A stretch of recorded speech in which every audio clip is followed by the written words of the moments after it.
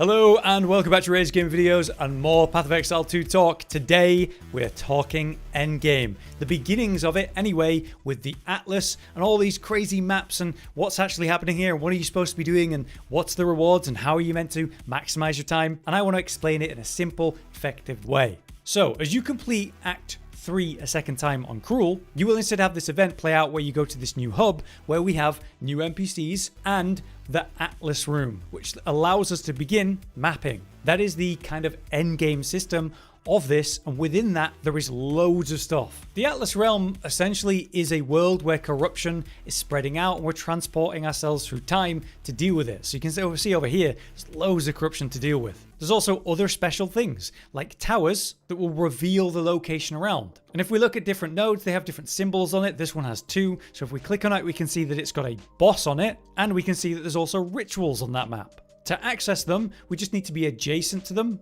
and to use a waystone to traverse and get things going. But let's slow it down. When you get going, you'll be given a quest to complete 10 tier 1 maps. That's because the tiers will continuously go up, increasing the level and difficulty of the challenge. To do maps, you're going to need waystones, and that new NPC, that merchant, Doriani, is the one that will actually sell them to you, and you can get new options just like other merchants as you progress and refresh his stock. So you can never really run out because he's here selling them, but sometimes he sells special ones that might have more to them. But don't forget the reforging bench exists. You can take 3 waystones of the same tier to craft a higher tier reforge. So I've taken 3 tier 1s and made them into a tier 2.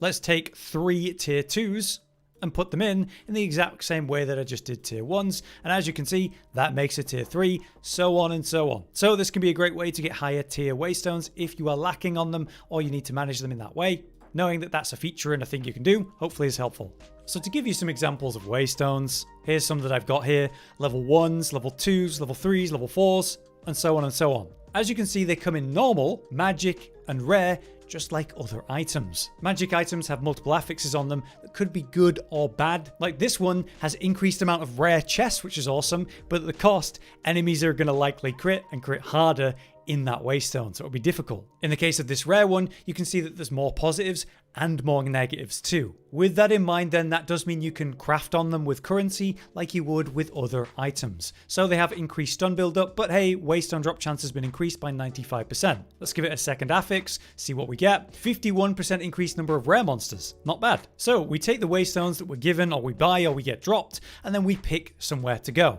You will begin in the center here and work your way out, aiming for stuff you care about. For example, let's say you want to get your hideout unlocked. This symbol on the right here is a hideout, and as it tells us, we'll unlock the failed hideout if we clear this. But there's obvious downsides to that too. Let's click on a node and we'll get some information about it. So on this, we know that there's going to be a deadly map boss, and we know there's going to be ritual altars from one of those special events, of which there's a bunch to consider, as you can see from all the different icons on these different nodes. Now, I've activated one over here, and it just has corruption on it, which adds a level to the monster level and also causes champions to potentially spawn if you kill them too close to each other. When you put in a waystone and activate the location, a bunch of portals will spawn and you can get going. You'll start with 6 portals total on each map, but if you die within one of these maps, it's a full reset and you have to use a new waystone and try again. We can get information about the map that we're in and what we're doing by pressing tab. So at the top right, we can see that the monster level is 66. We also get the affixes here. Increased experience gain. Monsters have bigger AoE. Because it's a corruption, monsters have that extra level. There's also increased rarity of items and waystones found. And if there are special activities and events, it would also tell us about that here too. So if there's still a ritual on the map and you haven't found it yet, you can check, yep, there's definitely a ritual in that list. So I've got to keep exploring to find it. Now, as you go through, you're going to find different tiers of the waystones, which again increases the monster level. You're going to want to definitely stack up your defenses though, as it gets harder and harder as you go up the tiers. But of course, the rewards are going to get better. You'll find in mapping that currency and drops are pretty damn incredible, and you can target specific types, whether that's special activities or rewards associated, like just massively increased XP or drops on certain maps. Your waystones can further modify that as well, and you can choose to use waystones that have modifiers that work for you and avoid ones that are going to be bad for your build or setup. It's all up to you. But each and every map you go into has super different vibes, as you can see, completely random monster types, different map visuals and layouts to keep it, fresh. Let's just do a quick rundown of a map to tell you the general objective. What you do is you spawn in and you explore. What you're looking for is the special rare enemies marked by a skull on the map. As you kill normal enemies, eventually when you've killed enough, it'll just reveal where the rares are to complete the map. But in the center on this map room, we have the last 2 rares, so let's clear them up. It's always good to take them quickly and pay attention to their affixes. You can hover over them and see what they got. So this guy's got minions. So just having a quick look at what he's got and paying attention means you can deal with him a lot easier. So as you saw when I killed him, it showed up at the bottom that, hey, the map's clear, you're ready to go. And again, you can press tab to have a look. At the bottom of the orange list here, it says map complete as another confirmation that you're done here, you're good to go. But don't forget, anytime you can always create a portal and leave, go sort your inventory, as long as you still have at least one of those 6 portals at the start that remain. So you can see that I can go in and leave 4 more times on that one. So that's the example of a specific map and a load of information about it. Now let's talk about big picture progress. As you complete these, you can go to the next one along. So I could go to this one, or I could go to this one. If I were to aim for this tower, they're called lost towers that you can see beyond, say, the smoke. That reveals the area around it, like this example here. They're unique maps that are basically just a tower you progress to, climb to the top, and activate the beacon. And then that reveals everything around you. But also at these towers, you'll be able to use tablets, which are another resource kind of comparable to the waystones. You put them into the towers when you complete them, and instead of just revealing RNG, based on the tablet that you put in, it will reveal basically what you planned, what you modified yourself, allowing you to further micromanage what's going to be on the Atlas map, or at least initially around you. With that, you can take a look at the icons around. Let's say I really wanted to go for a ritual. Well, I can see the ritual icon here, so I could aim for that. Let's say I wanted to do an excavation. That's the symbol for that one. Here's the symbol for a breach, the little hand. Again, this kind of skull symbol is a map boss. And then you have other icons to consider like delirium and the corruption. And as you can see, you can get multiple on one. Major objectives do exist on the map though, such as the hideout, which we'll talk about in a sec, or special monoliths, like this one you can see in the distance called the Burning Monolith. As you approach this and continuously do higher tier waystones, you'll get a quest to go deal with this. The closer you get to it, you'll actually be able to continue the quest, and when you approach the monolith, you'll find that it's a very difficult challenge of higher level, and it'll ask you to find other towers, 3 special towers to bring back a resource. Bring those 3 back to the Burning Monolith, and you can do what I believe is a pinnacle challenge. But that's for much later in the endgame. What you can do immediately is do what I've done and unlock a hideout. When you do so, you can speak to Alva and check your hideouts out. And right now we have 4 possible skins. The limestone kind of cave, the shrine that I'm in, there's the canal, and the felled hideout. If I want to unlock one of those, then I just need to aim for the special hideout symbol on the map. So as I scroll around for a second, you can see, there's the hideout symbol. This is where I need to go to unlock the felled version of the hideout. The hideout serves as a beautiful hub. Here we have our map device for the Atlas. Every merchant we need, nicely, tightly grouped together. And then right next to that, the stashes and the locker, the salvage bench, and so on. It's absolutely fantastic, as well as here we have an event merchant. So I strongly recommend the first thing that you do as you spawn in and get going in the endgame is actually unlock a hideout, because it's the best hub you can find. Again, it's this symbol here that you're looking for, and there are many different kinds, like the one I did over here to unlock the shrine, or the limestone hideout here. It'll be different for you, but the symbols will be there. Just target them, get one unlocked. Also, when you're in here, you can press the edit button and move everything around. So if you don't want that NPC to be there, move him. Put him somewhere more convenient to you. It's super cool that you can do this. You can also decorate it with a load of different options too. I'm not too bothered about that. But yes, as you can see, you can unlock other merchants to put down when you first encounter them and find them.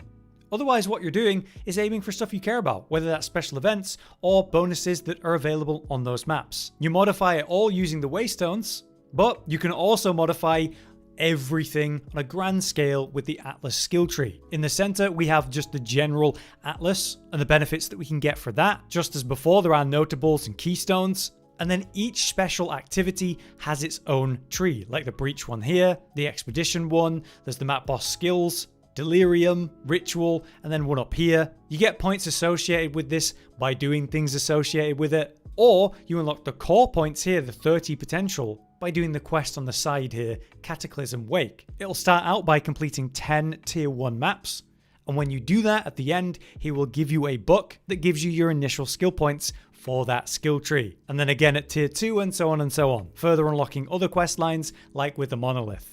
It's very cool though, you can kind of target what you want to do. Using the skill tree, enhance the type of content you like to do. Like let's say you really want to do breaches, and so you look at the map and see where they are and aim for them. Then you use all of your skill points to enhance that experience. And in the core tree, enhance the type of thing you want, like increased rarity drops, bigger mob packs if you're a great mobber, and so on and so on. But let's talk about those special activities, running down the list. First up we have Breach, which are those purple hands. Basically you go stand on it and it opens up this portal and demons come flying out. The more you kill, the faster you kill, the more spawn. And then the breach spreads further and further. Many little hands will spawn out that you can stand on to drop extra drops, but it ultimately challenges you how fast can you clear an AoE packing to get the bigger reward but the bigger danger of many more mobs. There are many kinds of rewards you can get, like tablets that will be used at the different towers. Each kind of endgame activity will have its own pool of special items, potential resources, and that kind of thing. So for Breach, you could find catalysts that boost the quality of rings and amulets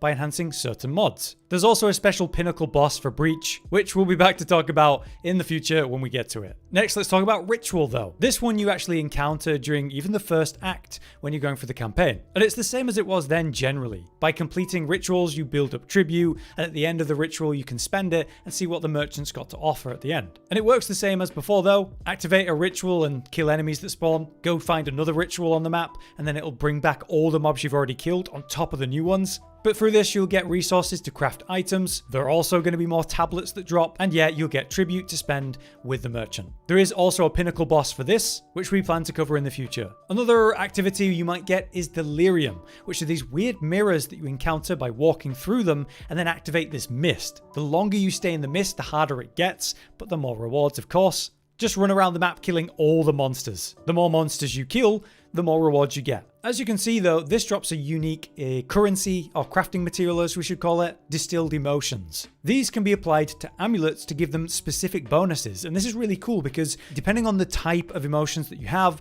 the order and color and pattern that you put in, it gives you a specific passive from the skill tree, like one that could be nowhere near what you're normally working towards. Getting the right distilled emotions onto your amulet could lead to getting something really potent you otherwise wouldn't have access to. Again though, there will be specific tablets that drop here, and there is a pinnacle encounter at the end. Next, let's talk about expeditions, which are a little bit weird. There's a bunch of different NPCs you might find through this, and they are traders like the one I showed in the hideout earlier. Here you will find artifacts that have perks and negatives. You'll have a limited list of explosives that you'll form in a line, and the idea is to carefully set up the explosives to trigger on the artifacts to help dig them up, the ones that you want, while checking what the negatives are. For example, in this case, I had a couple that meant that I would deal 0 chaos damage if I activated this, but I get big rewards. With my build doing 0 chaos damage, that's great for me. So you carefully pick the ones you want to do, what you're willing to risk, clear it out, get the rewards associated. And you'll also get the unique currency associated with this to then spend with the merchants, much like you would with a tribute thing with a ritual. But yeah, long term, there will be a pinnacle boss for this to deal with too. Now, outside of all of that, you will find other events within that aren't necessarily marked. Things like, say, the strongbox, where you're going to get a load of enemies to spawn, but the chest will have loads of good stuff in it. You can actually identify what the strongbox is to see what the perks and negatives are, and so you can see whether it's worth a risk or not. There's also types of corruption special things or artifacts, or say essences, which should be a familiar mechanic from playing through the game, activating a dangerous group of mobs that are well worth it if you can kill them safely. Also, you will finally start to find shrines, so you click them and get a random buff, making you stronger for a bit or get certain rewards while that buff timer is going. But yeah, that's my general overview of the initial endgame and the Atlas mapping, and a lot of the cool stuff that's within it. Remember to do your Cataclysm Wait quest priority, slowly work up the tiers, get comfortable, and remember, if you die once, it's going to reset the map. So it's always worth it to play safe, and I would recommend you start to build some serious defenses, whether that's armor, evasion, your big energy shield if that's what you're doing, as well as hyper managing your resistances because it's going to get pretty deadly as you get further. But yeah, I hope this general overview gives you an idea of what you're getting into. If you guys have any extra tips to give to people, let us know in the comments. But we'll be back to really sink our teeth into the endgame and help you gear up and get stronger, manage the whole experience, and talk about everything that it has to offer. For now though, I've been Hollow, you've been you, thank you for watching, see you next time. Josh, Cotton, and Hollow with the videos, dropping the humor like a hammer on your tippy toes, bringing entertainment on a daily arrangement to take our insanity and turn it into entertainment. Yes, I said entertainment twice, to reiterate that it is nice to look into your faces on a mostly daily basis when you let us in your homes to make the whole world a stage. Goodbye.